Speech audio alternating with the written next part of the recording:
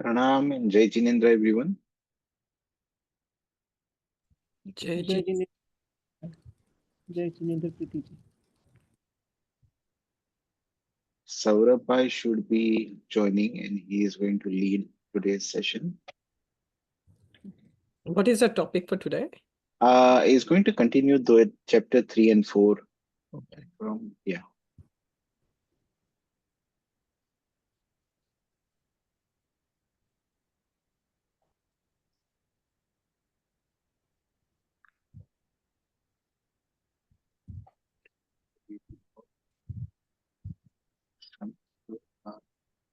Oh, they are all waiting here.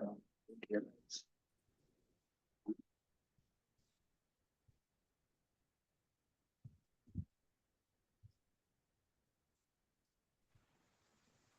जय Pranam Jinendra, Saurabh Bhai, प्रणाम। Jai Jinendra. जय जिनेन्द्र, जय जिनेन्द्र। जय जिनेन्द्र, सभी को जय जिनेन्द्र। जय जिनेन्द्र।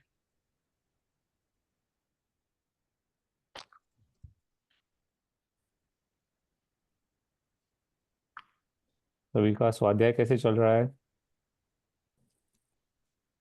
चल रहा है बस। Yeah, today there was some good active participation. The WhatsApp group, which is nice.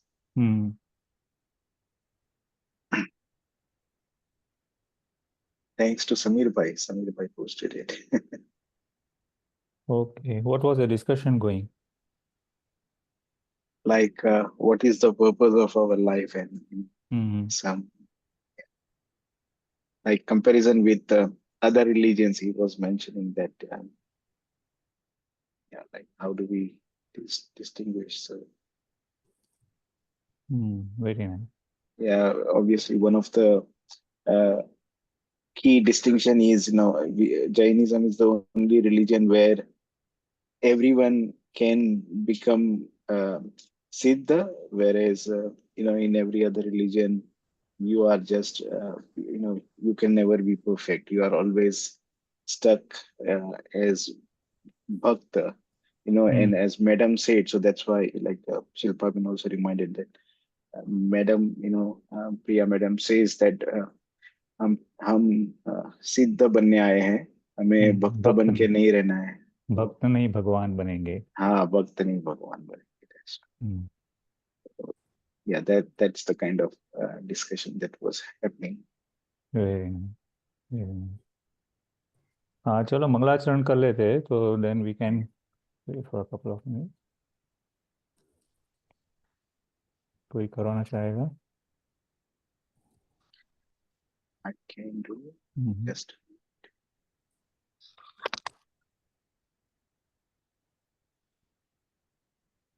हे पाणी पात्री वीर जिन जग को बताया आपने, जग जाल में अब तक फसाया पुण्य एवं पाप ने. पुण्य एवं पाप से है पार मग सुख शांति का, यह धर्म का है मर्म, यह विस्फोट आत्म क्रांति का. क्या करे गुणगान प्रभु हम आपके उपकार का, आपने निज निधि हमें दी, नमन करते आपका. आप में प्रभु आप से ही आप सी श्रद्धा जगे, दूर होवे भाव विकृत परिणति निज में रमी. जय जिनेन्द्र. जय जिनेन्द्र, थैंक यू. जिनेन्द्र। चलिए, तो आज हम शुरू करेंगे. तो कल्पेश भाई, अगर आप बुक के जो पेजेस है वो शेयर कर सकते हैं तो अच्छी बात है. या श्योर. क्योंकि मेरे पास कोई स्लाइड्स नहीं है. हाँ, sure. So which are नौकार we? मंत्र, नौकार का. अच्छा, एक अनुशीलन वाले. ओके, जस्ट आज हम थर्ड पेज के थर्ड चैप्टर को लेकर के करेंगे। तो आप लोग कोई पढ़ते हैं, पढ़ा हुआ है किसी ने? कोई अगर अपने भी जो समझ में आता है वो अगर शेयर करता है तो अच्छी बात है, क्योंकि इसको हम डिस्कशन करेंगे। आप वैसे ही मैडम से बहुत कुछ सुन लेते हैं, तो हम लोगों को तो यहाँ पर डिस्कशन के रूप में लाना अच्छा रहेगा।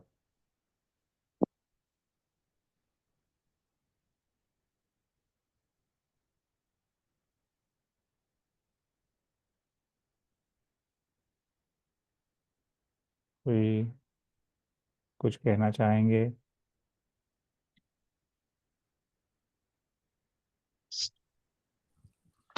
Basically, I read this chapter. It's been a hmm. while now, but yeah, it is based on some gathas from Samay Sar hmm. chapter, where the gathas basically mean to say that मैं किसी को मारता हूँ या मैं किसी को बचाता हूँ, ये सोचना मतलब मिथ्या है, क्योंकि हम हम्म। सब मारते हैं और बचते हैं अपने अपने आयु कर्म के हिसाब से। तो हम्म। ना मैं किसी को मार सकता हूँ, ना मुझे कोई मार सकता है, ना मुझे कोई बचाता है। तो अपना जीवन मरण जो है वो उस कर्म के उदय से होता है, और सुख दुख अपने भावों के राग द्वेष से कंट्रोल में रहता है। So hmm. Basically that is the whole सार, how to balance. True. Very nice, बहुत बढ़िया। Thank you Shilpa ji. आ, आप लोगों को ये जो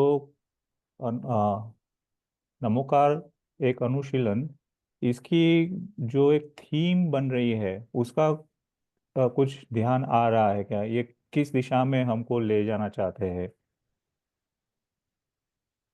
कुछ ऐसे कोई एक जैसे कहते हैं ना कि जब हम कोई, जैसे मान लीजिए कि कोई मूवी देखते हैं, कोई सोप ओपेरा देखते हैं टीवी पर, या कोई नॉवेल पढ़ते हैं, या कोई ऐसे धारावाहिक पढ़ते हैं, तो उसमें हमको धीरे धीरे जैसे हम आगे बढ़ते हैं तो हमारे ध्यान में आ रहा है कि ये जो लेखक है इनके, या जो जिन्होंने जो भी किरदार है, जो भी एक्टर्स है, जो भी कुछ हो रहा है, उसके अंदर में कोई एक थीम चल रही है, और वो थीम धीरे धीरे धीरे जब हमारे ध्यान में आती है तो उस थीम से हमको ना केवल उस एक्टिविटी में ज़्यादा इंटरेस्ट भी बनता है, पर साथ साथ में हमारा उसमें क्या हमारी परिस्थिति क्या होती है, हमारी सिचुएशन क्या होती है, वो भी हमको ध्यान में आती है। कि जैसे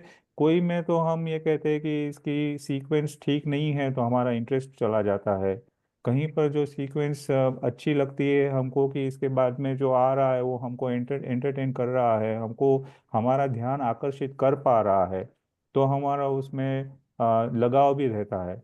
तो वैसे ही ये जो इस अ, अनुशीलन की किताब से, पुस्तक से भारिल जी ने जो अपने विचार रखे हैं, उनसे एक थीम हमको समझ में आती है। कि कहीं पर पहले उन्होंने नमोकार मंत्र से ही शुरू करके हमको एक बात बताई कि जब हम अपनी स्वयं की पहचान करते हैं तो उस पहचान में ही हमको इस जगत का सत्य दिखाई देता है।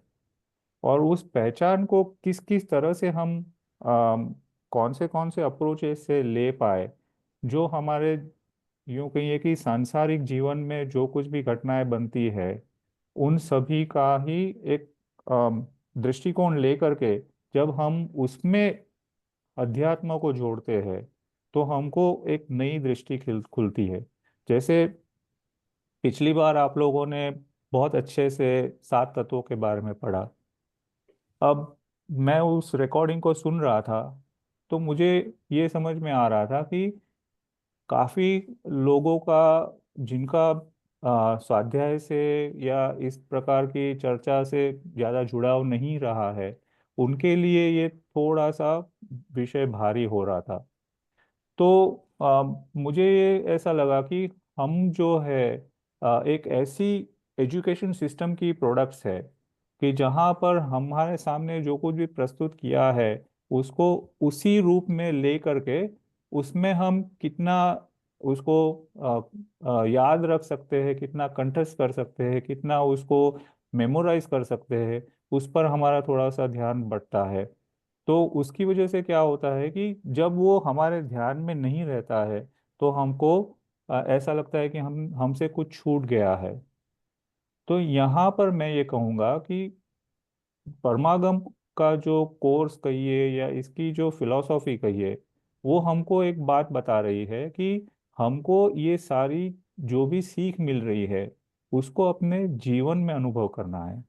जब वो हमारे जीवन में अनुभवित होगी तो वो हमारे लिए उनको समझना तो आसान होगा, उनको आत्मसात करना भी आसान होगा।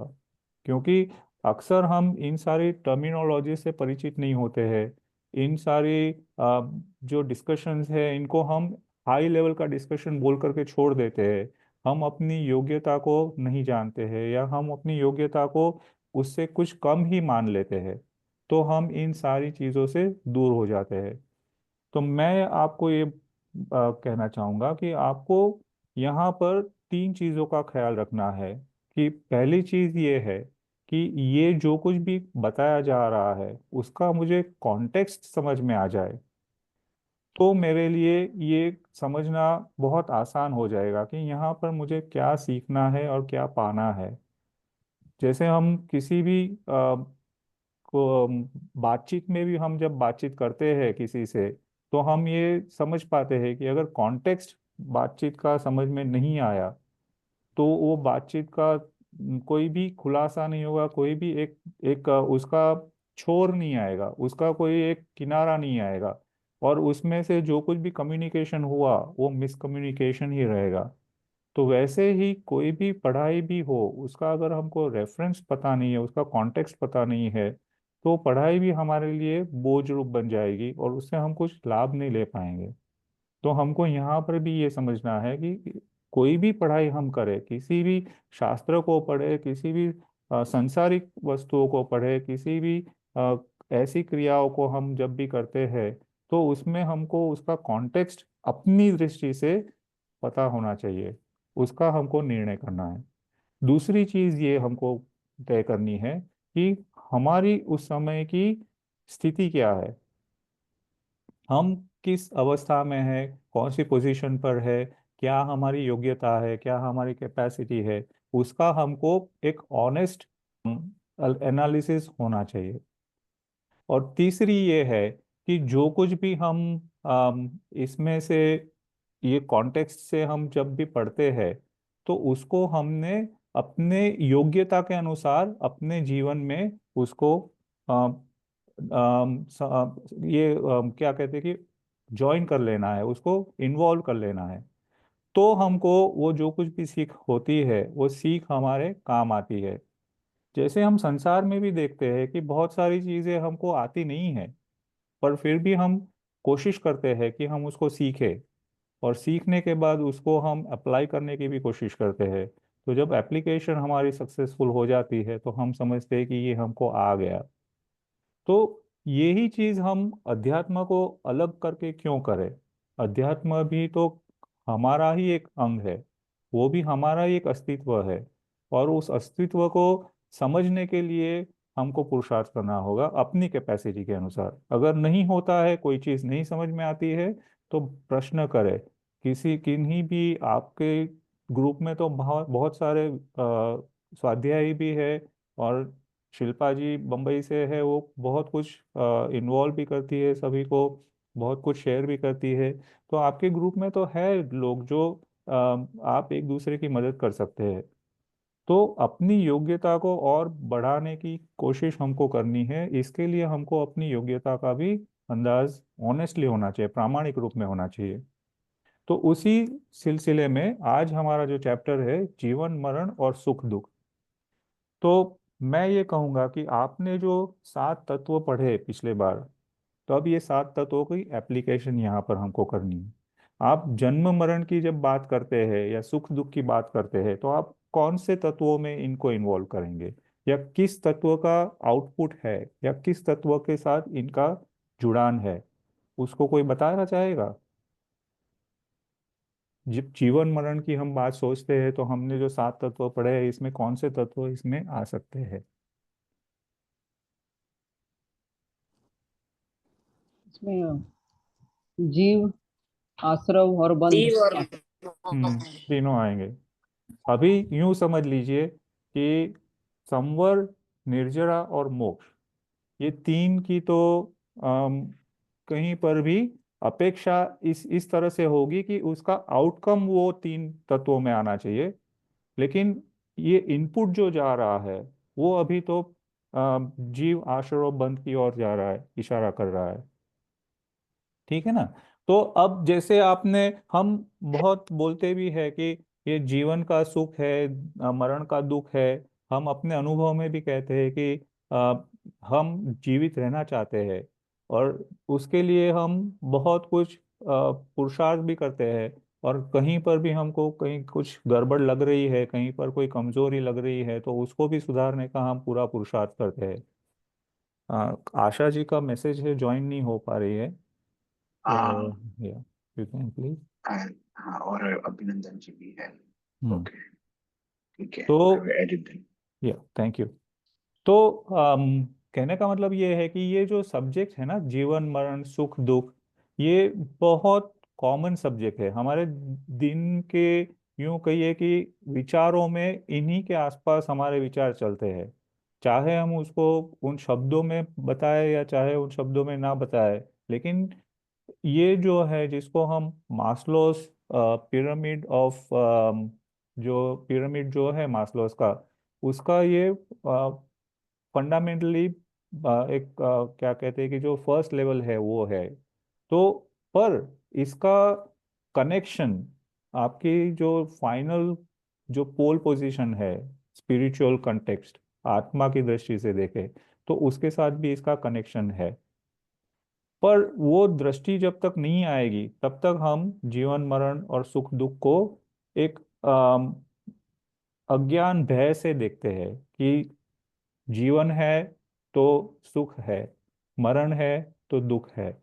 तो इस बात को थोड़ा सा हमको अम, स्वाध्याय दृष्टि से, आत्म दृष्टि से, अध्यात्म दृष्टि से हारिल जी एक दृष्टिकोण देना चाहते हैं। अब जीवन मरण को लेकर के आप क्या डिफाइन करेंगे? जीवन से आप क्या क्या आप अभिप्राय लेते हैं? जिस भी योनि में आपने जन्म लिया है वो जीवन हो बिल्कुल, गया। बिल्कुल। सो और इट्स कोई? आत्मा की एक गति है, I mean it's a temporary living based on the Karma what hmm, they get, आयु कर्म और या। ठीक है। और कोई? जीव जो है वो संसार में 4 से लेके 10 प्राणों तक, डिपेंडिंग ऑन विच इंद्रिय ही जीता है। और ये हम्म, प्राणों का जब अंत होता है तो वो दूसरे गति में जाता है, तो वो मरण है। और बराबर। नया जो जीवन शुरू होता है नई गति में, वो जीवन है, तो और संसारी जीवन। बहुत बढ़िया। और कोई? क्या हो गया? जीव यदि किसी पर्याय में है तो उसको जीवन बोल सकते हैं क्या? बोल सकते हैं। अब मैं ये कहना चाहूंगा कि जीवन और मरण, अब ये होता किस में है? जीव में होता है।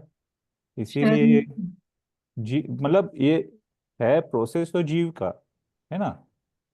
क्योंकि जो कुछ भी वो शरीर भी धारण करता है तो कौन करता है? जीव करता है। जीव करता है। जो कर्मों का वहां पर आगमन होता है या गमन होता है, वो कौन करता है? जीव करता है। तो करने वाला तो ये जीव ही है। तो अब ये जीव, जीव और जीवन और मरण को कैसे देखता है, उसके कुछ अलग अलग अभिप्राय है। कि जैसे एक एक ये अभिप्राय बनता है कि जीवन जो है वो खुशहाली का प्रतीक है, कि सब कुछ चल रहा है जैसे उसको चलना चाहिए। यहाँ पर पर्याय की अपेक्षा से भी देखे तो यहाँ पर एक निरंतर प्रोसेस चल रही है, एक निरंतर सुख की कहिए या दुख की कहिए, कोई ना कोई घटनाएं घट रही है, तो वो जीवन है। और जैसे ही वो घटनाएं बंद हो गई, जैसे ही जो परिवर्तन हो रहे हैं या जो भी प्रोसेस चल रहा है वो बंद हो गया, तो हमने कहा कि यहाँ पर मरण हो गया। तो अब हमको यहाँ पर ये क्यों पढ़ने में आ रहा है या क्या समझाने की उम्मीद की जा रही है कि जो घटित हो रहा है वो जिसमें हो रहा है वो तो जीव है। अब हम ये भी जानते हैं कि तीनों काल में जीव कभी नष्ट नहीं होता। उसका जो चैतन्य स्वरूप है वो नष्ट नहीं होता। उसके जो लक्षण है वो नष्ट नहीं होते। उसके जो गुण है वो नष्ट नहीं होते। अगर उसमें नष्ट होने की कोई कोई भी एक संभावना है तो वो केवल पर्याय दृष्टि में है। तो पर्याय से वो ये हो सकता है कि वो बनता है, बिगड़ता है, पर्याय बनती है फिर टूटती है। तो जब तक हमारी दृष्टि उस पर्याय पर्याय के ऊपर में रहेगी तब तक हमारी समझ ये रहती है कि ये जो जीवन है यही मैं हूँ और ये जो मरण है ये मेरा मरण है। अब अगर आप संसार की कोई भी फिलॉसफी लीजिए तो जो फिलॉसफी आत्मा को एक तत्व के रूप में देखती है वो हर फिलॉसफी कहती है कि आत्मा का कभी विनाश नहीं होता। उसके बावजूद भी अगर हम देखें कि ये कैसी विडंबना है कि संसार में जीवन को सुख का रूप माना गया है और मरण को दुख का रूप माना गया है। तो एट अ बेस लेवल मनुष्य कितना ही क्यों न एजुकेटेड कहिए, कितना ही क्यों न सुधर जाए, पर उसकी ये मान्यता तो रहती है कि मेरा जीवन है तो मैं खुश हूं और मैं मृत्यु को नहीं चाहता हूं। है ना? तो मृत्यु की जो या मरण की जो डेफिनिशन है वो यहाँ पर हमको एक अलग दृष्टिकोण से देखने मिलती है कि अगर हम जीव द्रव्य की बात करें तो पूरे विश्व में जीव द्रव्य एक द्रव्य के रूप में मौजूद है। पूरे ब्रह्मांड कहो, विश्व कहो, तीन लोक कहो, वहां पर जीव द्रव्य एक द्रव्य के रूप में है। तो ये जो जीव द्रव्य है, जैसे हर एक द्रव्य का एक नेचर ये होता है कि उसमें एक ध्रुव पार्ट होता है, एक एक्सिस होती है, एक जो हमेशा ही वैसे के वैसी ही होती है। उसके अंदर में एक होता है गुण और एक होता है पर्याय। तो द्रव्य गुण पर्याय जिनको आपने सुना होगा मैडम से भी। तो ये दृष्टि जो है ये सामान्य जनों में नहीं आ पाती है और इसीलिए वो ये नहीं जान पाते हैं कि मैं कभी मर नहीं सकता हूँ।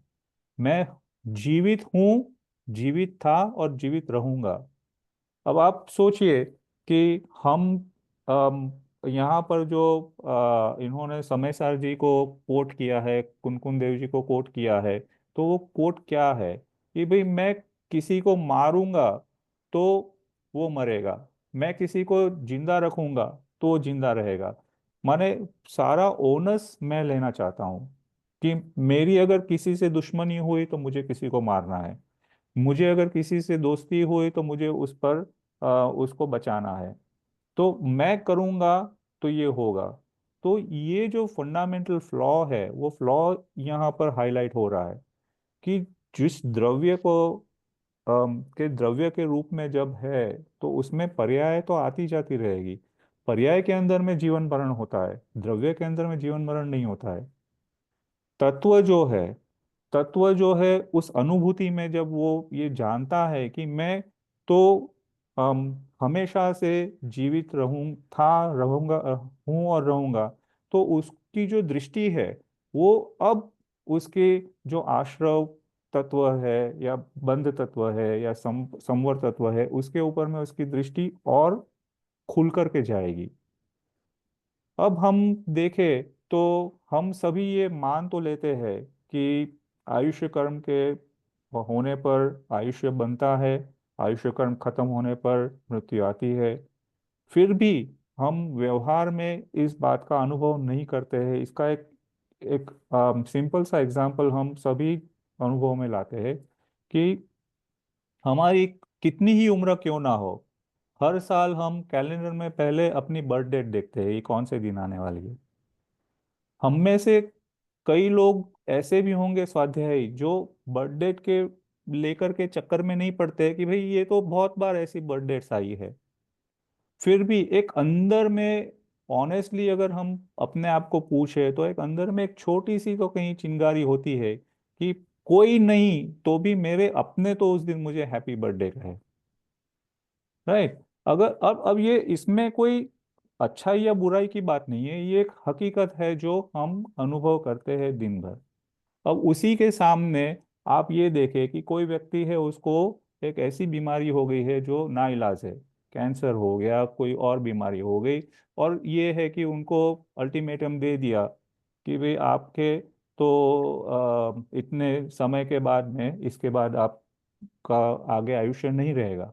तो वो जानते हैं कि अब उनके आयुष्य काल में इतने ही रहे, तो अब वो चिंता में जीते हैं कि मैं क्या करूं तो मैं और जी लूं, मैं क्या करूं तो मैं यहाँ मेरा उपाय कारगर निकले तो मैं आगे बढ़ूं।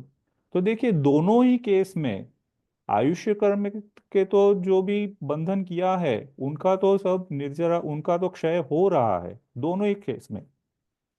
पहले केस में वो आनंद का विषय बन रहा है क्योंकि वो जानते नहीं है कि आयुष्य कर्म है तो मैं जिंदा हूं, है ना। दूसरे केस में वो दुख का कारण बनता है क्योंकि वहां पर वो आयुष्य कर्म को जानते हैं कि आयुष्य कर्म खत्म हो रहा है, इसीलिए मुझे पीड़ा पीड़ा हो रही है, और इसीलिए मुझे ये दुख, ये संसार से मुझे जाना नहीं है ना। तो ये दोनों भी जो नासमझ है, ये आज भी हमारे अंदर में इतनी प्रचलित है क्योंकि हमने अध्यात्म को एक क्या कहते हैं कि एक जीवन का हिस्सा नहीं बना पाए, उसको केवल एक सेगमेंट बना दिया कि जब हम मंदिर में जाते हैं तो हमने अध्याय कर लिया, हमने स्वाध्याय कर लिया, हमने पंडित जी से प्रश्न कर लिए, हमने पूजन हवन कर लिए, हमने तप निर्जरा वगैरह तप वगैरह कर लिए, तो उस समय में हमको याद आता है कि ये हमारा धर्म है। लेकिन वो ही धर्म हमारा जीवन नहीं बन पाता है, इसीलिए हमारी जो समझ होती है वो जीवन मरण को लेकर के अलग होती है। उसके मैंने कहीं पर एक बहुत सुंदर सी एक छोटा सा पैराग्राफ पढ़ा था। उसमें उन्होंने कहा, एक बहुत अच्छा सा दृष्टांत दिया है कि एक बंदरगाह है, वहां पर एक जहाज में क्रूज शिप है, उसमें कुछ लोग जा रहे हैं। तो वो जो जा रहे हैं ना, तो उनको जो विदा करने आए हैं लोग, उनके आंखों में आंसू है कि ये अब हमको कभी मिलेंगे नहीं मिलेंगे पता नहीं, ये जहाज समुद्र में कहीं डूब गया तो क्या होगा, और हम इनको कभी मिल भी पाएंगे या नहीं, उनका दुख है। अब वही जहाज जिस किनारे पे जाना था उसको, वहां जब जा रहा है तो वहां के लोग बहुत खुश है क्योंकि वो जिनसे कब कब से बिछड़े हुए थे उनको वो आज मिलने वाले हैं। तो उनकी खुशी का ठिकाना नहीं है। अब देखिए घटना एक ही बन रही है, जहाज में जो मुसाफिर है वो एक ही मुसाफिर है, लेकिन यहाँ पर उन्हीं की याद में लोग रो रहे हैं, वहां पर उन्हीं की याद में लोग हंस रहे हैं, है ना। तो ये हमारे साथ में भी यही बन रहा है कि ये जो जीव है, ये जीव अपने जीव तत्व का अनुभव नहीं कर पा रहा है, अपने जीव द्रव्य का को नहीं जान पा रहा है, इसीलिए वो जीवन और मरण को एक ऐसी घटना से वो जोड़ रहा है कि जो वो जीवन तो चाहता है लेकिन मरण नहीं चाहता है। तो पेज आगे थोड़ा से ले लेंगे कल्पेश जी, जी जी। Next page please. तो यहाँ पर जो ये गाथाएं दी है, तो वहां पर उनका इशारा ये है कि सबसे पहली बात तो मैं ये समझूं कि जब मैं स्वयं ही अपने आप को छोड़ करके किसी और के अंदर में कर्तृत्व भाव नहीं कर सकता हूँ, तो मैं किसी को मारने का पाप करता हूँ या किसी को बचाने का पुण्य करता हूँ, ये भी मेरे भाव जो है ये विचारणीय है कि इसमें मैं कितनी हद तक इनको सच्चाई के रूप में स्वीकार करूँ। तो यहाँ पर दो चीजें आ जाती है, एक है कि किसी को मारना है तो वो भी कषाय भाव ही है, और किसी को बचाना है वो भी कषाय भाव ही है। तो एक में हमको पाप का, या ये कहते हैं कि अशुभ प्रवृत्ति का या अशुभ ध्यान का ये मिलता है, रिजल्ट मिलता है। दूसरे में जो है वो शुभ का मिलता है, तो शुभ परिणाम मिलेगा, उसमें अशुभ परिणाम मिलेगा। लेकिन दोनों भी जो है वो आते तो फिर भी आश्रव और बंध के ही तत्व में। तो हम इसको इस तरह से भी देखें कि ये जो तत्व मैंने पढ़े हैं, इनको जब मैं रोज अपने जीवन में देखूं कि मेरे मेरे सुबह उठते ही मेरे विचार कैसे चल रहे हैं, तो ये कौन से तत्व को ये आकर्षित कर रहे हैं? क्या ये आश्रव को आकर्षित कर रहे हैं, बंध को आकर्षित कर रहे हैं? क्या मेरा जिनके साथ में कोई वार्तालाप हो रही है, कम्युनिकेशन हो रही है, तो उनको मैं अजीव के रूप में देखता हूँ, या उनको भी मैं अपने जीव के समान देखता हूँ? अब मैं अगर उनको अपने जीव के समान देखता हूँ, तो मुझे उनको उनके जीव के रूप में देखने में तो बहुत क्या कहते हैं कि मेरे अंदर में एक आनंद भी उठता है। पर उनको मेरा अपना मानता हूँ, वहां पर फिर से मैं गड़बड़ी में चला गया। फिर से मैंने आश्रव तत्व को नहीं समझा, फिर से मैंने बंध तत्व को नहीं समझा। तो ऐसे जब हम ये बातें समझने की शुरुआत करते हैं ना, तो हमको कहीं पर कोई क्रैमिंग नहीं करना पड़ता है कि जीव अजीव आश्रव बंध संवर निजरा मोक्ष ये मुझे रोज सुबह में उठ करके बोलना है तो मुझे याद रहेगा। नहीं, ये मेरा जीवन हो जाएगा। और ये जब मेरा जीवन हो जाएगा, तो मेरे अंदर में एक परिवर्तन आएगा कि कहाँ पर मेरा आश्रव हो रहा है और कहाँ पर मैं उसका बंद कर रहा हूँ। जहाँ आश्रव हो रहा है उसको वहीं के वहीं भी समझ करके रोक दिया, तो जो बंद होगा वो भी एक बहुत कमजोर बंद होगा, तो मैं उससे ज्यादा आसानी से निकल पाऊंगा।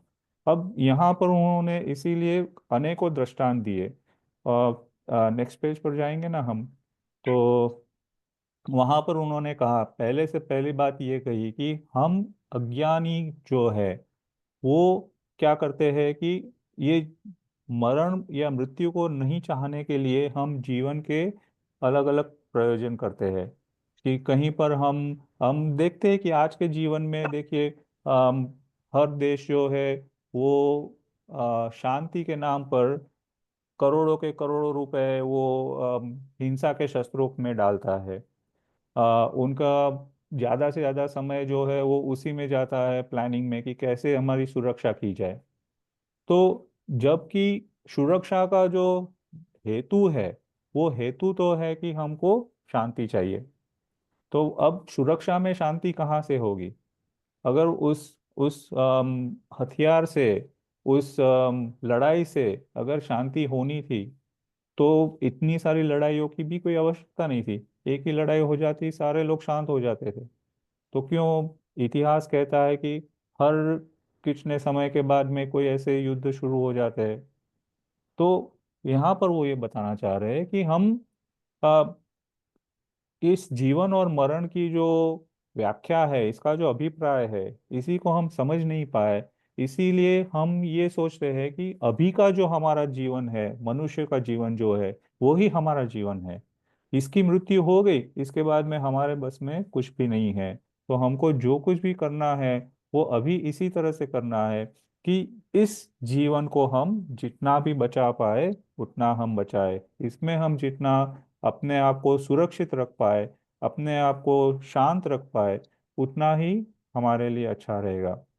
अब यहाँ पर उन्होंने इस जो हमारे सामने पेज है, उसमें भी उन्होंने ये कहा कि जो अभी हम लोग बात कर रहे थे कि जीव के आयुष्य कर्म की उपस्थिति में उसका आयुष्य बंद रहता है, उसकी अनुपस्थिति में उसका आयुष्य उसका जीवन नहीं रहता है।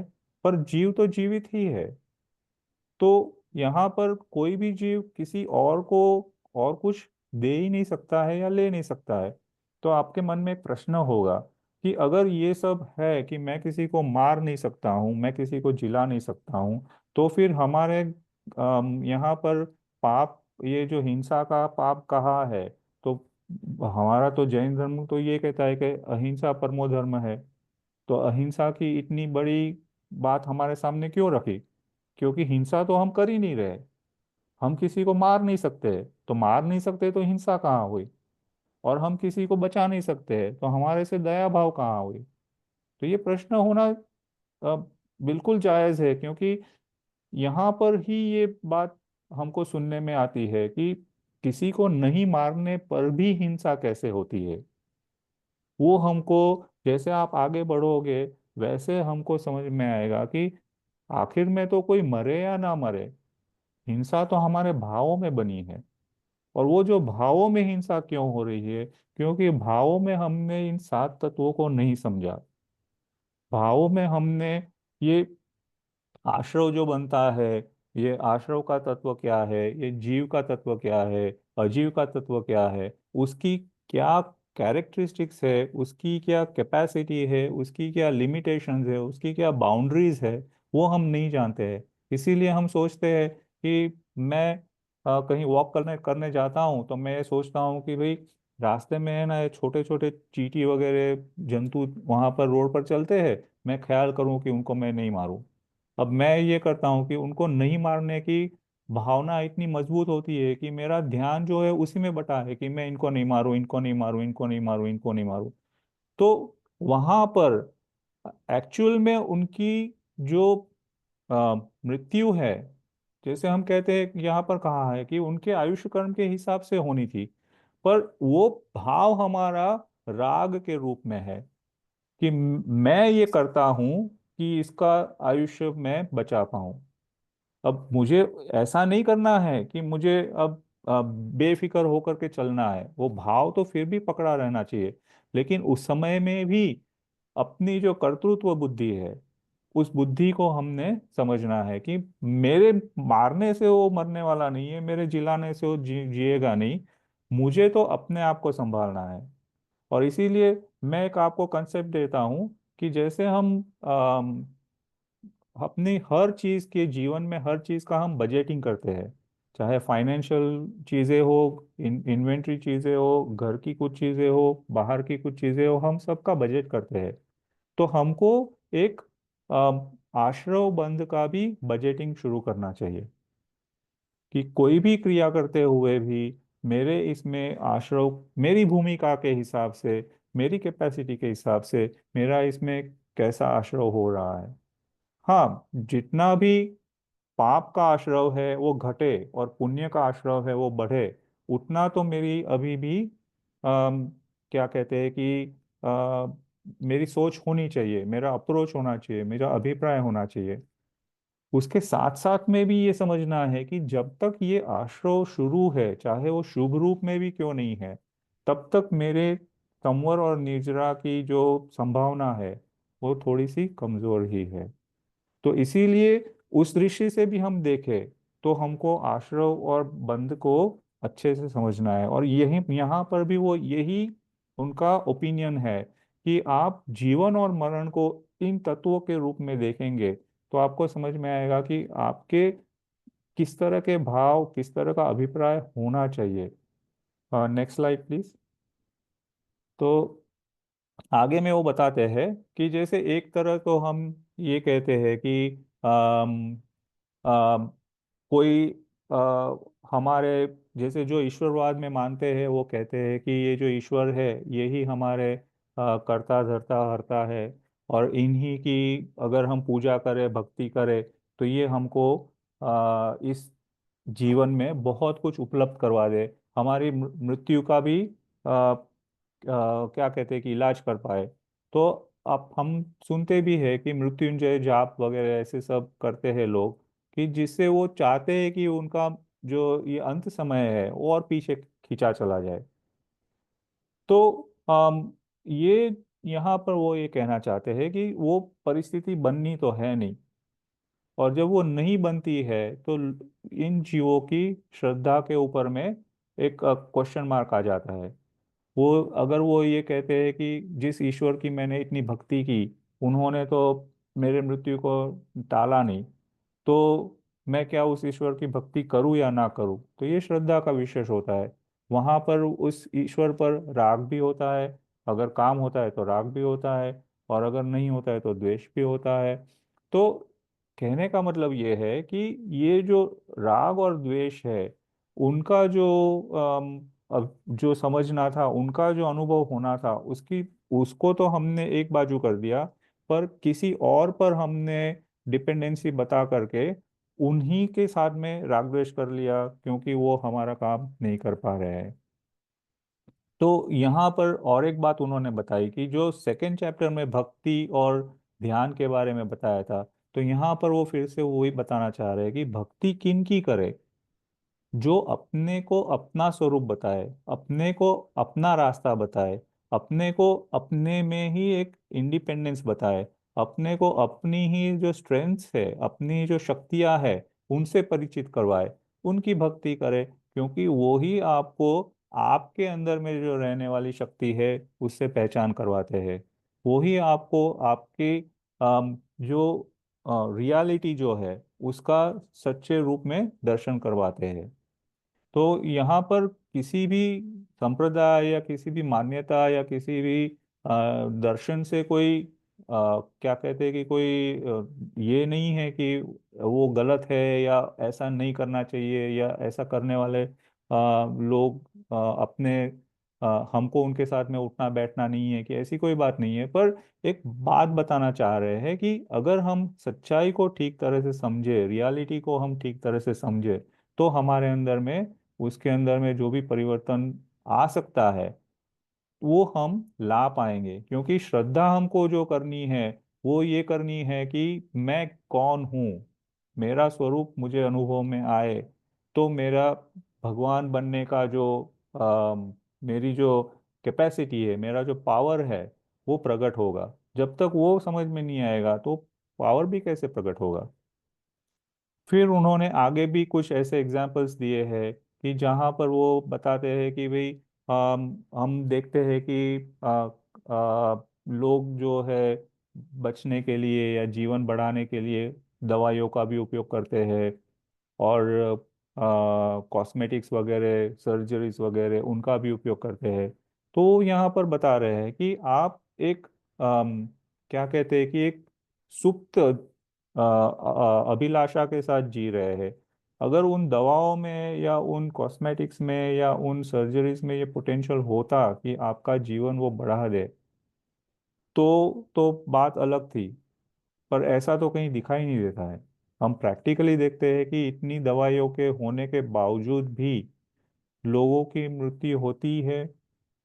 इतनी कॉस्मेटिक्स होने के बावजूद भी उम्र बढ़ती है, तो जो भी बॉडी में जो भी चेंजेस आने हैं वो तो होते ही है। कितनी ही सर्जरी कर ले पर वो अपनी आयुष्य का एक समय भी बढ़ा नहीं पाते हैं। तो हम इन सारी चीज़ों में से ऐसे एक्सपेक्टेशन क्यों रखें कि ये हमको मृत्यु से बचाए, है ना। तो जब हमारे ध्यान में ये आता है कि मेरा मृत्यु नहीं है, तो मुझ मेरे जीवन में हमेशा ही पॉजिटिविटी रहेगी। चाहे कुछ भी समय हो, चाहे मेरे साथ अच्छी बात बनती हो या बुरी बात बनती हो, लेकिन मेरा एक निर्णय हो गया कि मुझे अ, कभी भी मरना है ही नहीं, तो मैं मृत्यु से क्यों डरूं।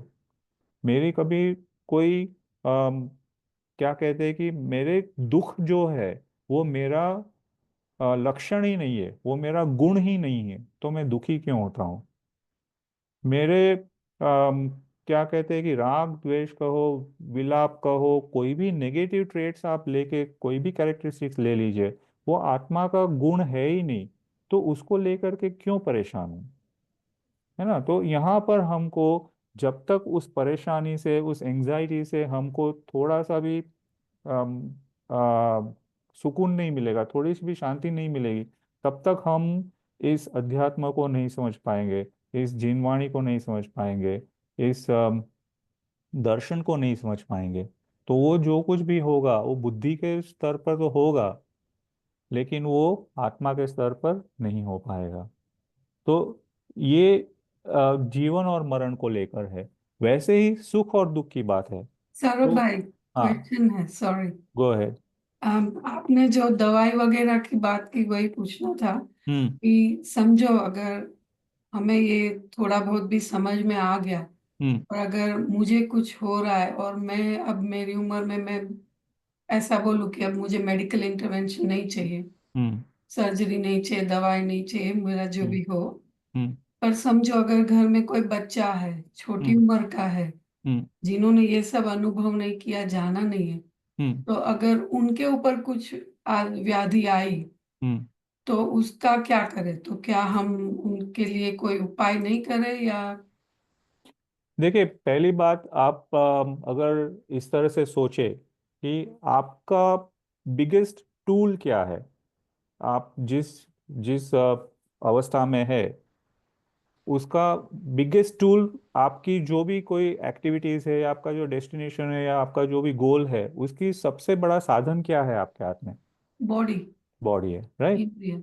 अब अब अगर आपका ध्येय निश्चित है, आपका लक्ष्य निश्चित है, तो आप उस लक्ष्य को लेकर के उस बॉडी से उस तरह का काम करवाएंगे, राइट?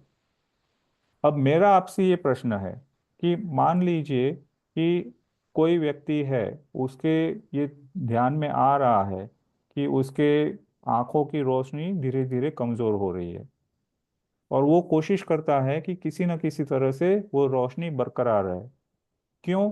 तो वो कहता है कि अगर मेरी रोशनी ठीक रहेगी आंखों की, तो मैं टीवी में 2 सीरियल ज्यादा देख लूंगा, या मैं कोई 2 देश और घूम लूंगा, या मैं कोई अच्छी सी मूवी देख लूंगा, या मैं कोई अच्छी सी किताब पढ़ लूंगा।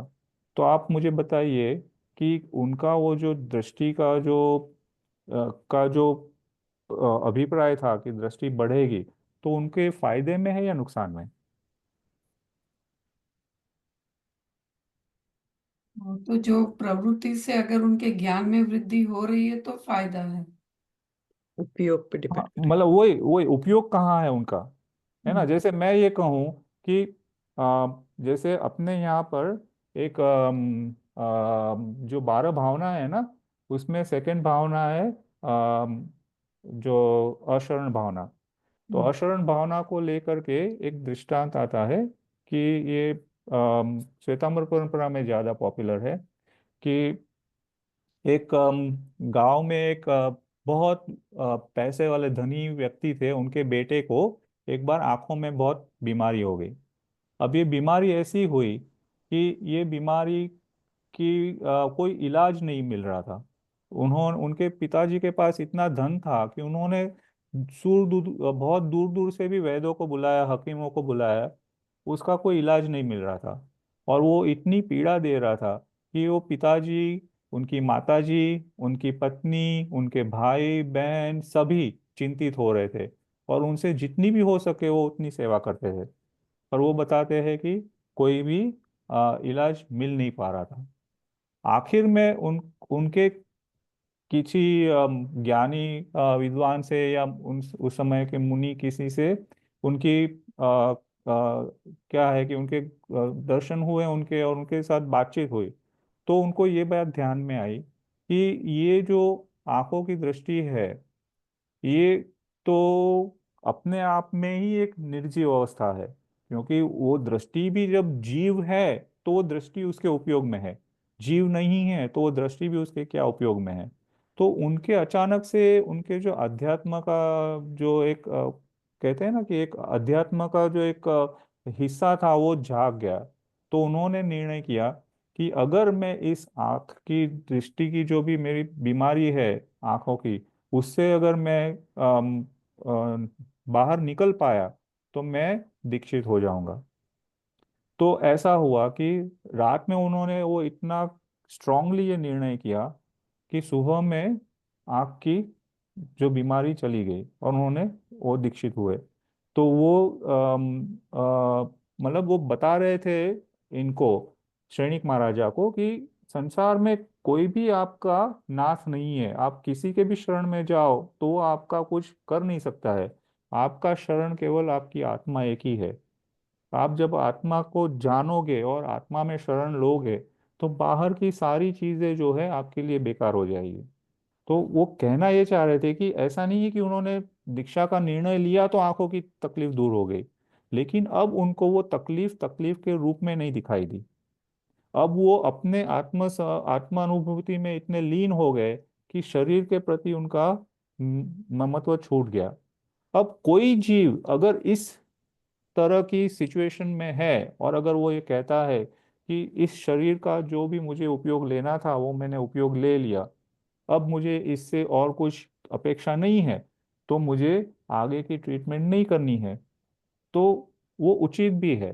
लेकिन कोई अगर संसारी उपयोग के लिए चाहता है कि मैं इस इलाज को करूं, तो मैं आगे अपने बेटे बेटी की शादी करूं, अपने पोतों के साथ खेलूं, या ये जगह घूम लूं, या वो कर लूं, वो कर लूं, अध्यात्म को छोड़ के अपनी आत्मा के सम्मुख आने की हर क्रिया को छोड़ करके बाकी सारी क्रियाएं जो है, वो हमको एक ही बात साफ देख बता रही है कि हम अभी भी आश्रव और बंध को समझ नहीं पाए, ये दो तत्वों को हम समझ नहीं पाए।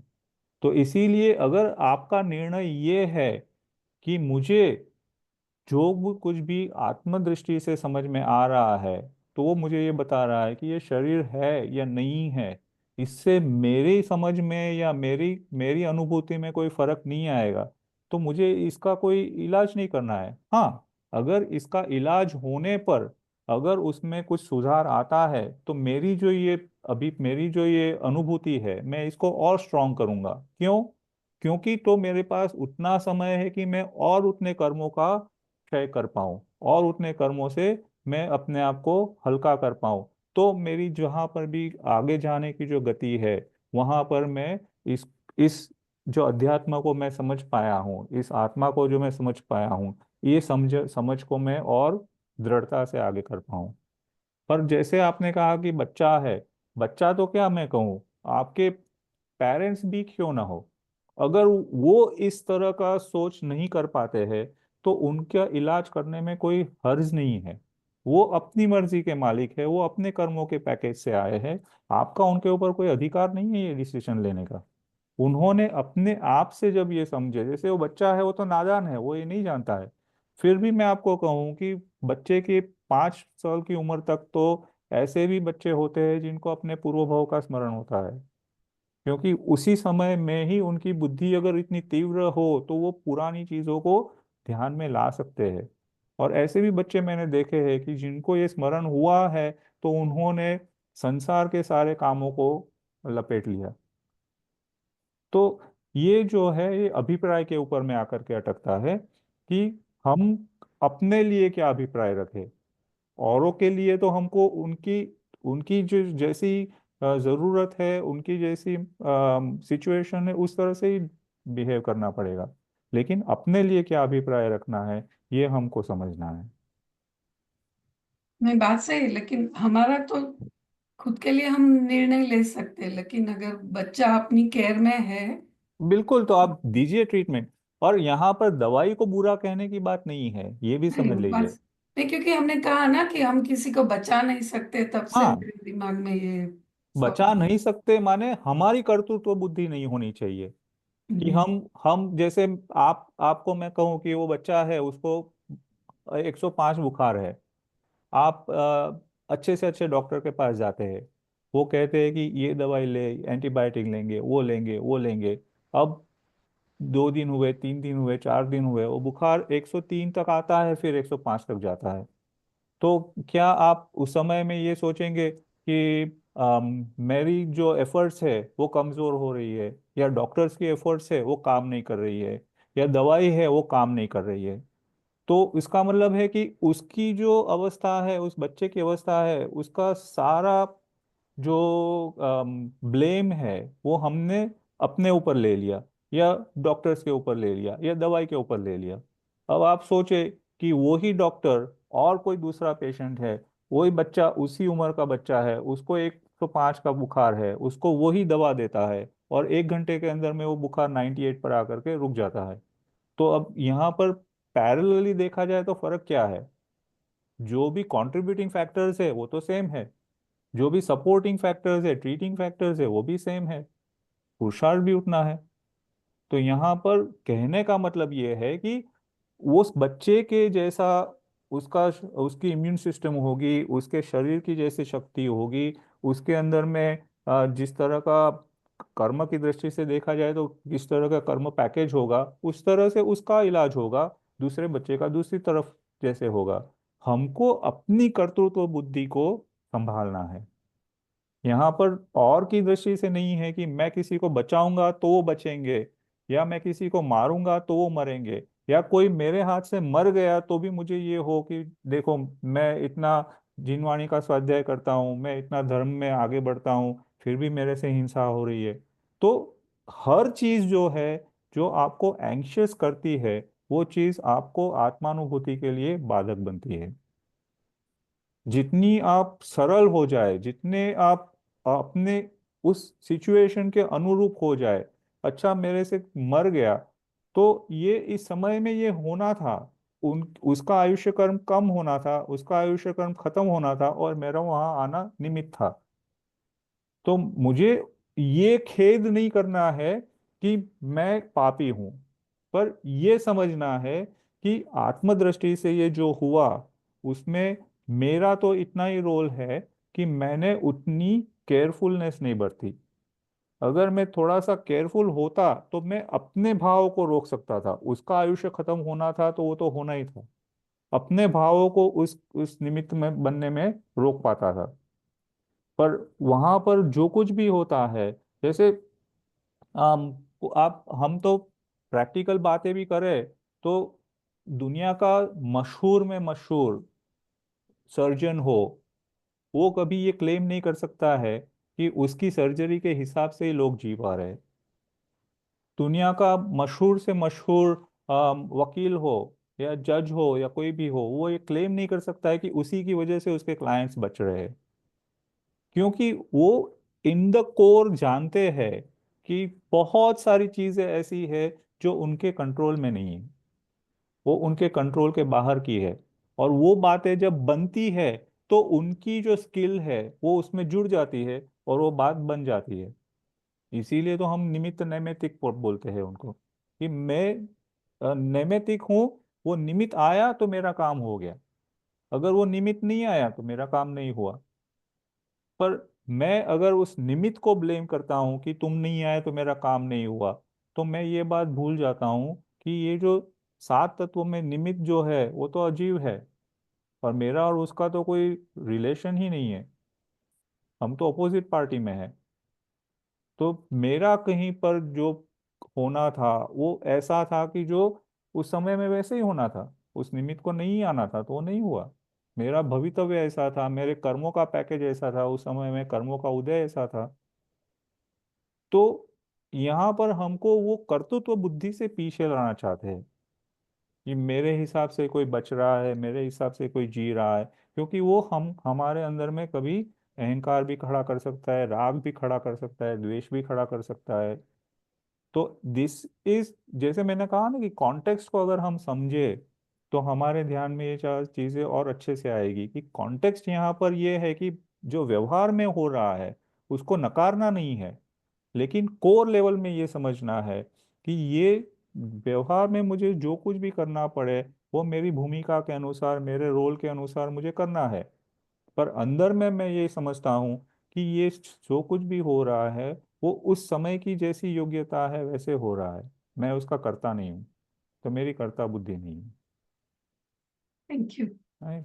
इसी का और एक केवन्ना उदाहरण। जी का हाथ ऊपर है। हाँ बिल्कुल, केवना जी पूछिए आप। हाँ, जय जिनेंद्र सर जय मैं जिनेंद्र। मुझे थोड़ा सा और एक्सटेंड करके समझना है। जैसे आपने जीव दया का एग्जांपल दिया हम्म। कि हम चल रहे हैं और हमारे अंदर कांस्टेंट भाव है कि जीव दया होनी चाहिए, बिल्कुल मैं होनी देख चाहिए। के चलो आगे। हम्म।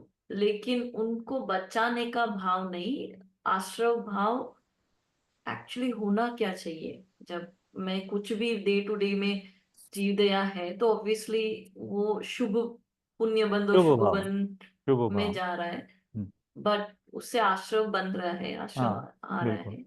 तो एक्चुअली भाव होना क्या चाहिए। भाव तो ये होना चाहिए कि मैं कब अपनी आत्मदृष्टि में और ज्यादा गहनता से जा पाऊं कि जो संसार की जो भी ये गतिविधियां है, जो भी ये अरेंजमेंट्स है, उससे मैं पार हो जाऊं। जैसे कि अभी जैसे हम कहते हैं कि कोई व्यक्ति है, वो मैनेजमेंट का पढ़ाई कर रहा है, तो उसका गोल क्या होता है कि मैनेजमेंट, कोई भी फील्ड में जो मैनेजमेंट है उसके जो भी टॉप लेवल में जो लोग होते हैं वो उनके रोल मॉडल होते हैं। तो वो ये सोचते हैं कि मैं अभी तो कच्चा हूँ, मुझे शायद उतनी स्किल्स नहीं है, लेकिन मैं कोशिश ये करूँ कि बार बार उस स्किल को मैं प्रैक्टिस करूंगा, तो एक दिन मैं भी उनकी कक्षा में आ जाऊंगा। राइट। तो अभी हमारे रोल मॉडल कौन है? अध्यात्म की दृष्टि से देखे तो हमारे केवली है, तीर्थंकर है, ये हमारे रोल मॉडल्स है। तो अब वो तो है नहीं, तो हम किनको रोल मॉडल बनाएंगे? कि आज जो हमारे मुनि भगवंत है, मुनिराज है, I उनको can हम रोल draw. मॉडल बनाते हैं। Can't तो wait. हम क्या कहते हैं कि वो Can't be. वो जब जाते हैं कहीं पर, Draw. तो वो ये कहते हैं कि भाई मुझे I can draw जाना always. नहीं है कहीं Then पर, I can't move. Like लेकिन that. I can't. मेरे ऐसे संयोग बन रहे हैं कि मुझे जाना पड़ रहा है। तो मैं जहां पर जाऊं, वहां पर मैं इतनी क्या है, दृष्टि से मैं अच्छी तरह से नजर करके सब कुछ जांच पड़ताल करके फिर मैं वहां पर अपना गमन करूं, अपनी चलने की क्रिया करूं, बैठने की क्रिया करूं। है ना? तो हमको भी क्या है कि मुझे जो कुछ नहीं करना है उसका भी तो मुझे अंदाज होना चाहिए। जैसे कि मैं मॉर्निंग वॉक के लिए जा रहा हूँ, तो मॉर्निंग वॉक को मैंने इसीलिए मुद्दा बनाया कि मेरी सेहत ठीक रहे। और सेहत ठीक क्यों करनी है? क्योंकि ये शरीर का जो मुझे उपयोग करना है, वो मुझे अपनी जो सच्चाई है उसको जानने के लिए करना है। और वो सच्चाई को जानने का माध्यम चाहे शास्त्र हो, लेकिन उसका जो प्रैक्टिकल एक्सपीरियंस है वो तो संसार में ही होने वाला है। शास्त्रों में तो केवल हम पढ़ ही सकते हैं, उसका अनुभव तो हम संसार में करेंगे। तो इसीलिए मुझे मॉर्निंग वॉक में जाना भी है, तो मैं तय करूं कि हाँ, ये होगा कि इतनी लाइट नहीं है या वहां पर घास काफी है तो काफी सारे जीव होंगे, तो मैं कितने डिस्टेंस तक का ये तय कर पाऊं कि इतना मुझे चलेगा। है ना? जैसे मैंने कहा कि आप आश्रयों का एक बजट बनाइए कि आज के दिन में मैं 100 यूनिट्स ऑफ आश्रय करूं, तो मैं ये 100 यूनिट्स ऑफ आश्रयों को कभी भी किसी भी जन्म में भुगतने की तैयारी रखती हूँ। अगर मैं 101 करूंगी, तो मैं ये समझूंगी कि वो 1 भुगतने के लिए मुझे बहुत परेशानी होगी। मेरी कैपेसिटी 100 की है।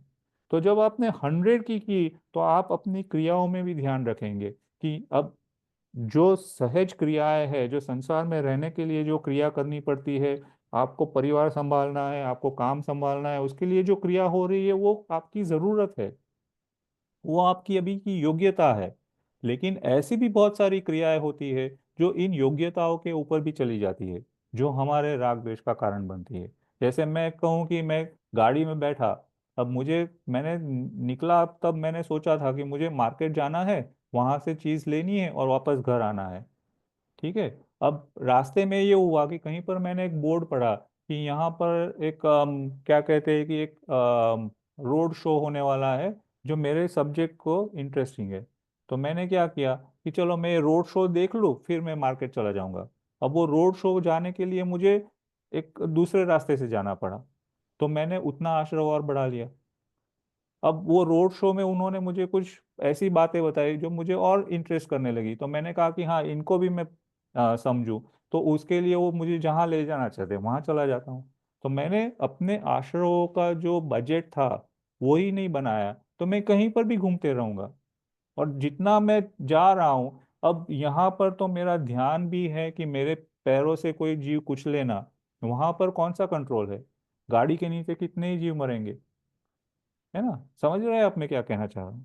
कि हमको जो है अपनी जीवनचर्या, जैसे हम हर चीज में करते हैं कि प्लानिंग करते हैं कि मुझे मेरी कैपेसिटी इतनी है, उतना मैं करूंगा, इसके ज्यादा मैं नहीं कर पाऊंगा, नहीं करूंगा।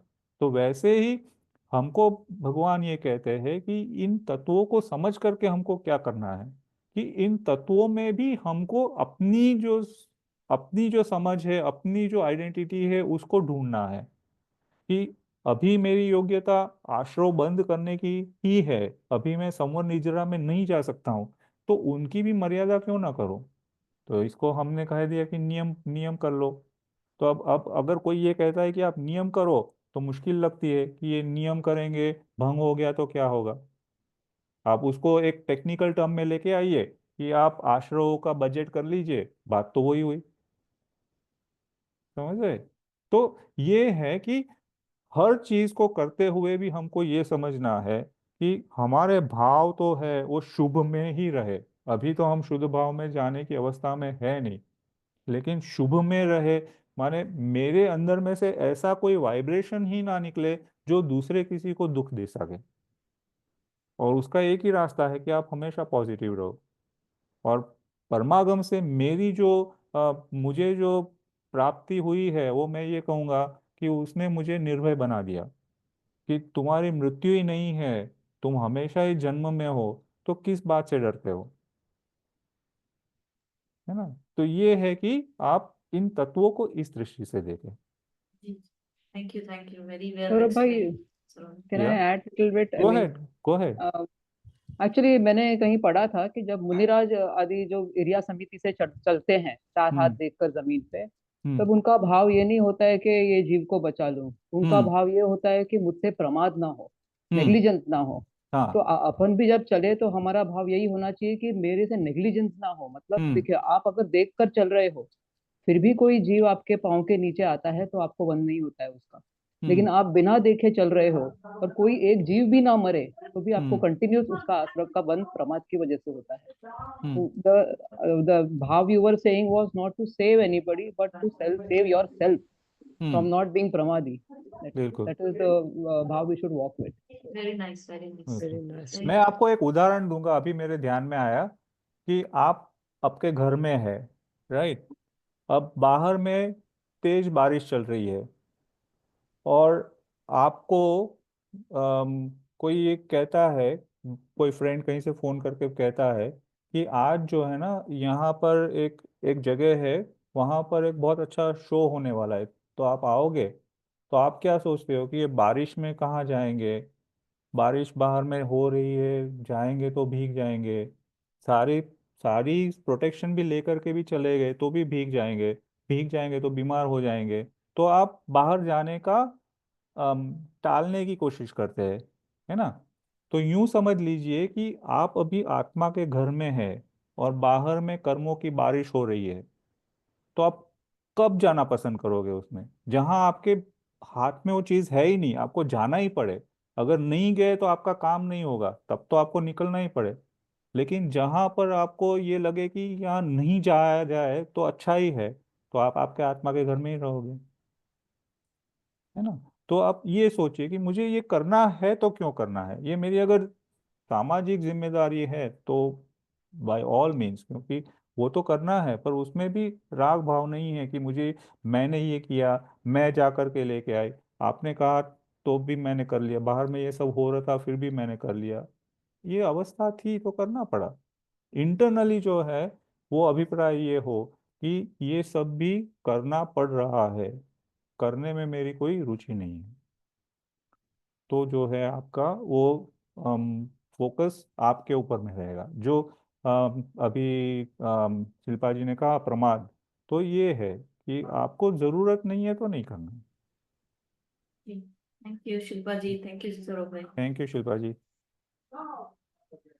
सो Thank you. या और किसी के कोई प्रश्न है?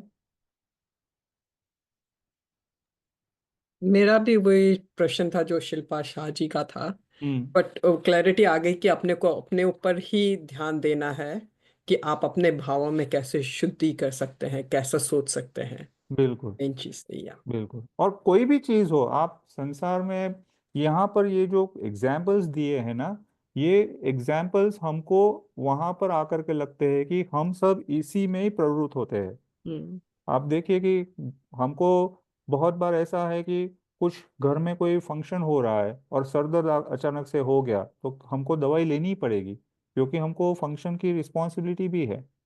अब उस समय में ये कहे कि मैं तो आत्मा हूँ, मैं तो दवाई लूंगा नहीं, दवाई लूंगा तो फिर मेरे जीवन मरण का जो समझ है वो गलत हो जाएगी, मेरा जो सात तत्वों का ज्ञान है वो गलत हो जाएगा, वो तो होने वाला नहीं है।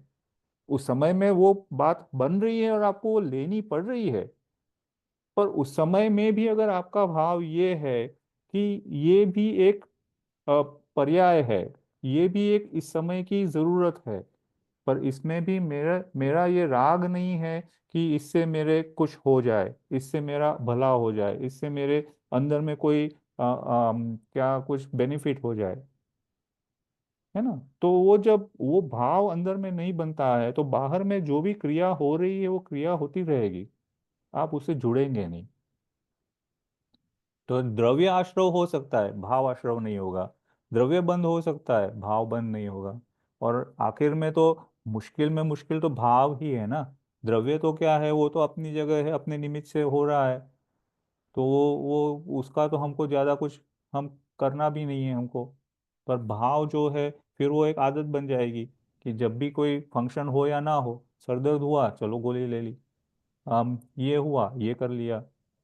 तो वो वाली बात है कि जब ये निर्णय हो गया कि मेरे अंदर में कोई किसी प्रकार की कोई परिवर्तन की संभावना नहीं है संसार की दृष्टि से, तो मैं फिर संसार में होने वाली ये सारी विडंबनाओं को अपने अंदर में क्यों समेट रहा हूँ।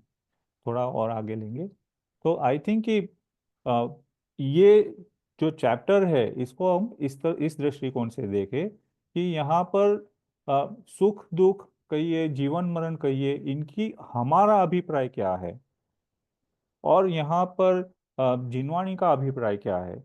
और जब उसको हम अपने अभिप्राय के साथ में मिलान करते हैं तो हमको अंदर में एक ध्यान आता है कि कहाँ पर हमसे गलती हो रही है। और ये गलती को हम खेद के रूप में नहीं देखेंगे।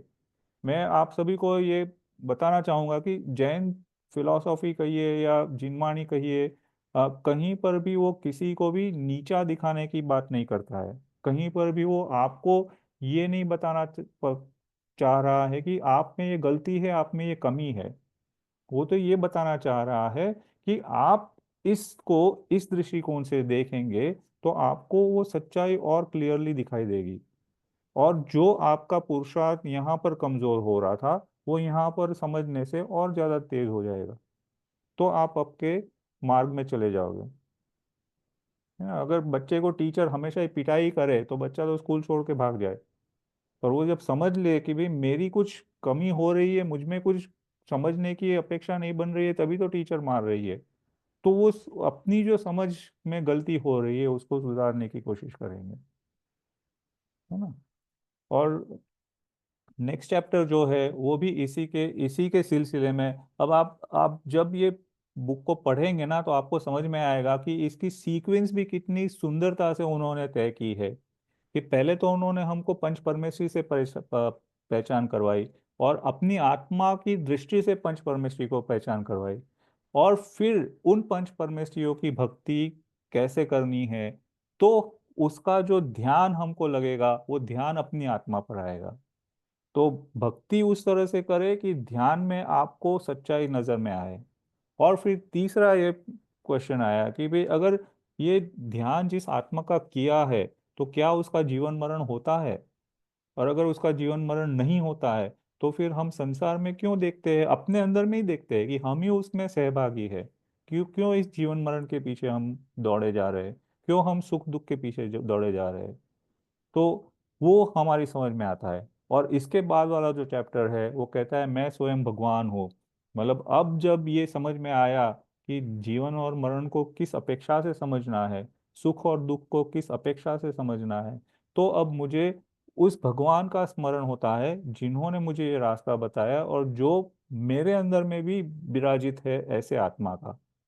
तो वहां पर भी उन्होंने एक एग्जाम्पल दिया है कि एक अम, सेठ है और उनके एक बहुत छोटा सा बेटा है। तो वो छोटा बेटा जब वो छोटा था तभी सेठ को ऐसी बीमारी हुई कि वो उनको लगा कि अब इसमें से वो बच नहीं पाएंगे। तो अपने उन्होंने सोचा कि अपनी इतनी जायदाद है, ये बच्चा तो संभाल नहीं पाएगा। तो उन्होंने क्या किया कि उसको बेच करके उसके जो भी पैसे आए, थोड़ा सा पैसा उन्होंने उसके रोज के खर्चे के लिए रखा और बाकी का सारा पैसा उन्होंने बैंक में 25 साल के लिए डिपॉजिट कर दिया। और ये बात उन्होंने अपने बेटे से नहीं की, अपने एक दोस्त से की जो उसका खास दोस्त था। अब ये हुआ कि जितना पैसा था उतना पैसा खत्म हो गया।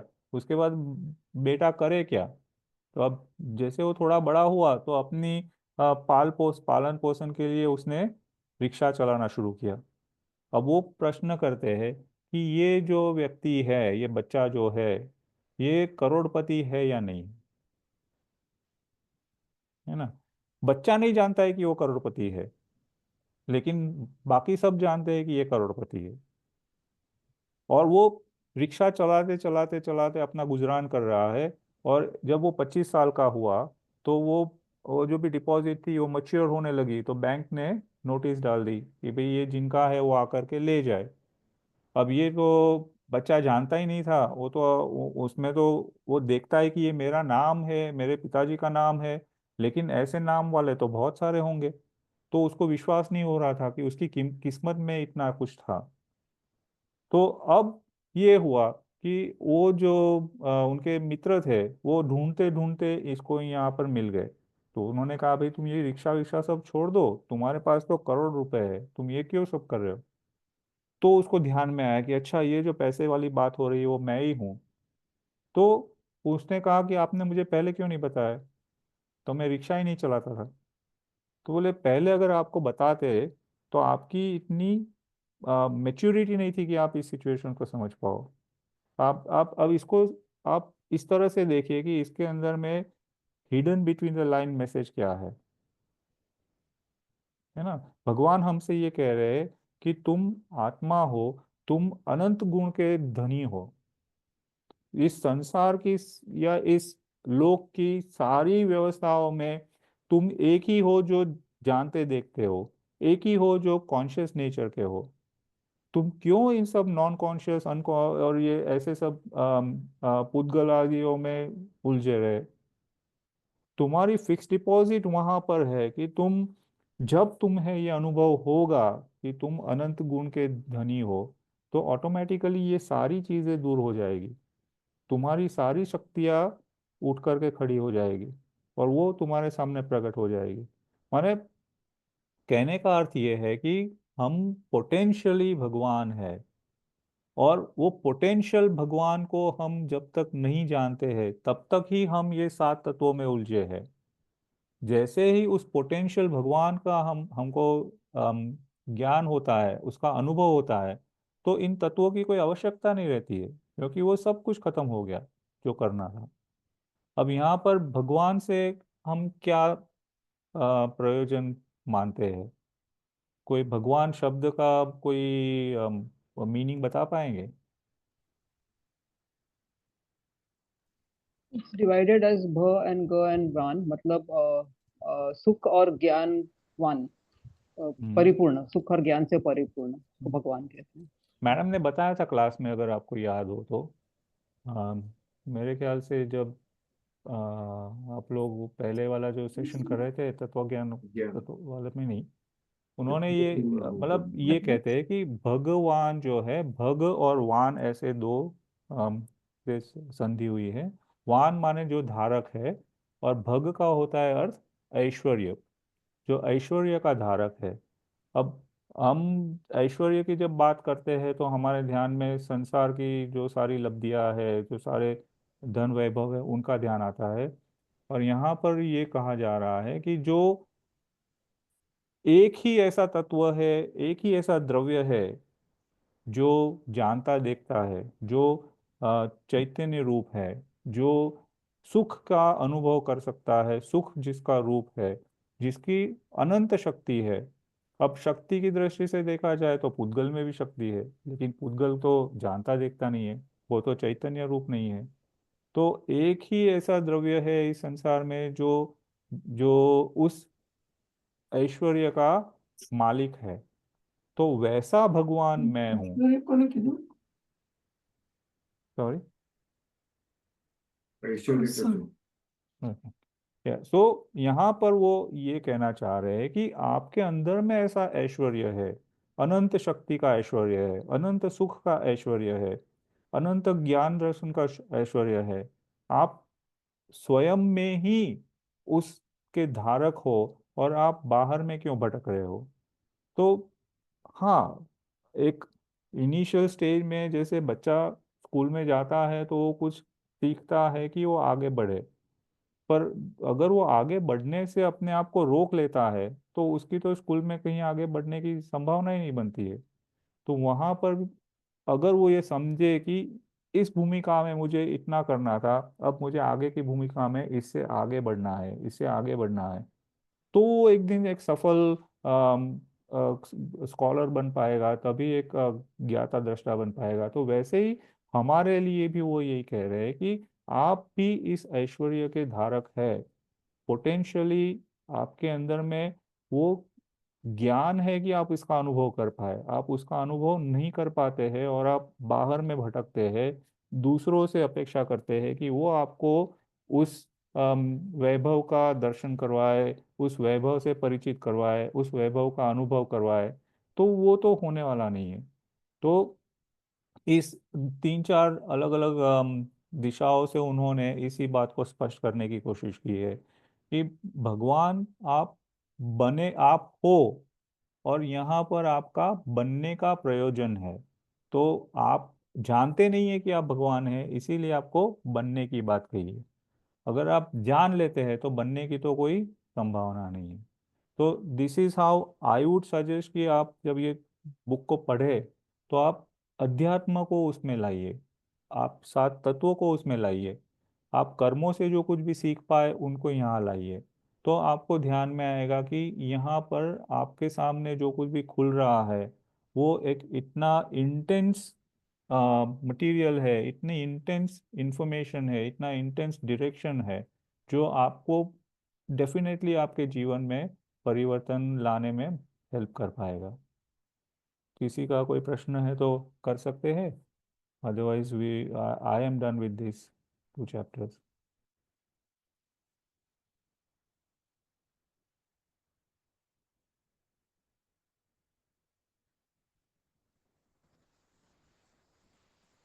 एक बार आप वापस से भगवान की वो जो क्या था, भग प्लस वान का वो बताइए। भग प्लस वान, हाँ। भग का मतलब होता है ऐश्वर्य।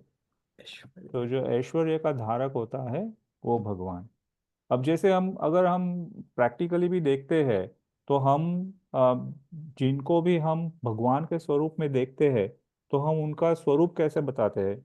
अगर हम तीर्थंकर की बात करें तो तीर्थंकर प्रभु जी का हम क्या बोलते हैं कि ऐसा उनका सौंदर्य है, ऐसी उनकी रिद्धियां है, ऐसे उनका क्या कहते हैं कि एक वर्ड में भूल गया।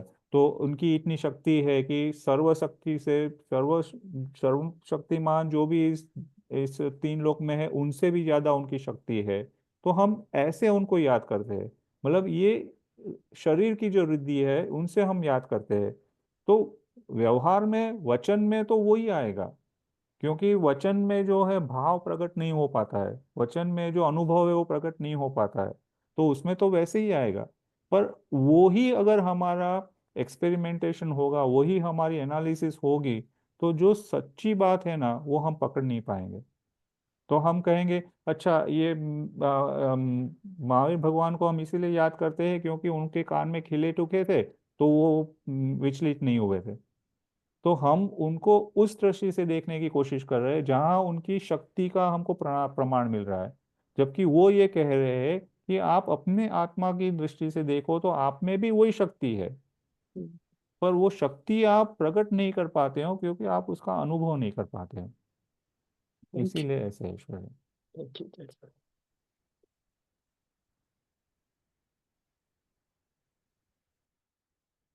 और कोई कैसे लग रहा है आप सभी को, परमागम कोर्स कैसे लग रहा है? आप लोग ऑलमोस्ट क्या है, 2-3 महीने हो गए, 2 महीने से ऊपर हो गया, तो आप लोगों को कैसे लग रहा है? ऐसा लग रहा है कि बहुत कुछ एक साथ में सर पे थोप दिया जा रहा है, या ये सब करने में समय नहीं मिल पा रहा है, या ये कैसे इनको हम समझे, कंफ्यूजन हो रहा है, ऐसी कुछ बात हो रही है? थोड़ा थोड़ा है ऐसा भी। हम्म। आपको क्लैरिटी आती है, फिर कहीं पे थोड़ा सा फिर कंफ्यूजन हो जाता है, फिर क्लैरिटी आती है, फिर कंफ्यूजन हो जाता है। यस।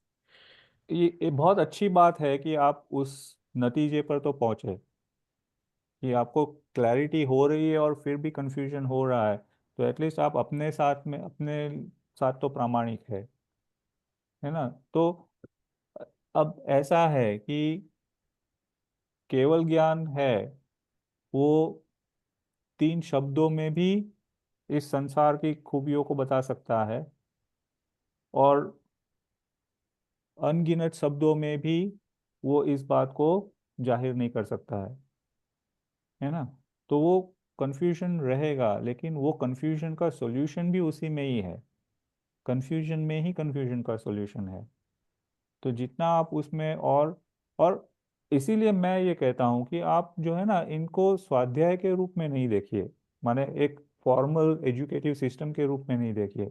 इनको आप अपने जीवन के हर पहलू में डाल। पहलू में डालिए। कि अभी जैसे मैं आपके साथ बात कर रहा हूँ, तो उस समय में भी अंदर में मेरा चिंतन तो यही होना है कि ये इस समय की पर्याय में ये बात हो रही है, पर इसमें इसका ना तो मैं करता हूँ, ना मैं इसका भोगता हूँ। हम्म, मैं तो जो आनंद मेरे अंदर में है उसी का ही मैं भोगता हूँ। बाहर में आपने मेरी प्रशंसा कर दी तो मुझे उससे कोई आनंद नहीं है, आपने मेरी बुराई कर दी तो उससे मुझे कोई दुख नहीं है। जब ये अंदर में होगा तो मुझे लगेगा कि अब मेरी प्रैक्टिस सही दिशा में जा रही है। और वो कब टेस्ट होगा कि जैसे ही आपने मेरी बड़ाई कर दी, तो मेरे अंदर में एक अचानक से एक फव्वारा छूटा, क्या बात है, लोग मेरी तारीफ कर रहे हैं, तो मैं तो कुछ सच में कुछ जान रहा हूँ, मैं तो जरूर लोगों की मदद कर सकता हूँ। मैं तो इसको और भी प्रमोट करूँ, इसके और भी वीडियोस भी बनाऊं, इसको और भी यूट्यूब में भी डालूं। तो वो जो है, जब एक ख्याल मेरे मन में आए, तब मुझे ये 1 मिनट रुक करके सोचना है कि ये ख्याल आया कहाँ से। हम्म, कि अगर मैं अभी भी वो आश्रव और बंद वाली अवस्था में हूँ, तो मैंने तो 7 तत्वों को अप्लाई ही शुरू नहीं किया है, एप्लीकेशन ही शुरू नहीं की है। तो वो होता है, अगर वो होता है तो उसमें भी उसको रोकना नहीं है, पर उसको भी ज्ञाता दृष्टा से कैसे मैं लूं कि ये भी मेरे विचार आ रहे हैं, और यही विचार मुझे बता रहे हैं कि अभी कहीं ना कहीं मुझे और पुरुषार्थ की जरूरत है। और पुरुषार्थ इनको नहीं करने की नहीं है, इनके ज्ञाता दृष्टा बनने की हम्म, है ना। कोई भी चीज नहीं करने के लिए नहीं है, वो जो हो रही है उसको एक प्रामाणिक रूप से देखते रहने की जो चीज है, वो पुरुषार्थ है। और हमको भी वही जिनवाणी सिखाती है। ये सब भी होगा तो जैसे कोई कोई अनचाही व्यक्ति मिलती है सामने, तो मुझे एकदम से ख्याल आना चाहिए कि मेरे अंदर में कैसे विचार चल रहे हैं, अभी इसको इनको देख करके मेरे कैसे भाव हो रहे हैं। तो ये भाव मुझे बता रहे हैं कि अभी मुझ में कहीं ना कहीं कचाश है। मैं अब इन भावों के ज्ञाता दृष्टा बनूं, उन व्यक्ति का ज्ञाता दृष्टा नहीं बनूं। तो वो धीरे धीरे, जैसे मैं उनको रिस्पॉन्ड नहीं करता हूँ, तो वो आना ही बंद कर देंगे। हाँ, तो कंफ्यूजन आए तो अच्छी ही बात है। और आपके टीचर भी इतने, क्या कहते हैं कि इतने केपेबल है कि आपके कन्फ्यूजन्स को भी दूर कर पाए, तो नहीं, सभी बहुत अच्छे हैं ग्रुप में तो। हम्म। एक्चुअली और बहुत अच्छा लगता है सुन करके। शिल्पा जी साथ में हैं तो वो भी हम्म, बहुत क्लैरिटी दे देते हैं साथ बहुत में। बढ़िया, बहुत बढ़िया। और तो आप लोग हैं। हाँ, हम भी कहीं ना कहीं हेल्प कर देंगे आपके। बट इट इज अच्छा है कि जुड़े रहे। हम्म, और कभी भी कहीं पर भी ऐसा डाउट लगे कि ये बात सर से ऊपर जा रही है, तो ये फोरम इसीलिए बना है। आप एक पॉइंट भी डाल देंगे ग्रुप में तो भी हमारे लिए भी आसान होगा कि इसको किस दृष्टि से आपके सामने रखें। ज़्यादा से ज़्यादा लोगों को आप जोड़ सकते हैं इसमें तो और अच्छी बात है। मैं भी ये जानता हूँ कि हफ्ते में 3 दिन 2-2 घंटे 1.5-1.5 घंटा सभी को देना मुश्किल ही होता है, पर एटलीस्ट उनको अगर वो फिजिकली प्रेजेंट नहीं रह सकते हैं, तो फिर भी वो अपने क्वेश्चंस भी अगर इसमें डालते हैं ग्रुप में, तो वो उनका भी डाउट क्लियर हो सकता है, और उनकी वजह से आप हम सभी का ही डाउट क्लियर हो सकता है। ठीक है। तो आज के लिए हम यहाँ पर विराम लेंगे, और मंडे को फिर रूही जी आपसे कुछ और नया लेंगे टॉपिक। तो अब ये है कि मंडे और फ्राइडे के ये सेशंस जो है ना, ये तो हम फिक्स ही रखते हैं। इन केस हम दोनों से कोई किसी वजह से नहीं आ पाए, तो we will let the leaders know a day in advance, तो फिर वो मैसेज देंगे आपको। पर अदरवाइज ट्राई कि इसमें आप जुड़े रहे। ठीक है? सभी को जय जिनेंद्र। Thank you. जय जिनेंद्र, थैंक जय you sir. Jinendra, Jai thank Jai. you, Thank you. Sabir Thank bhai. you. Thank you. Thank you everyone. Great pleasure. जय जय।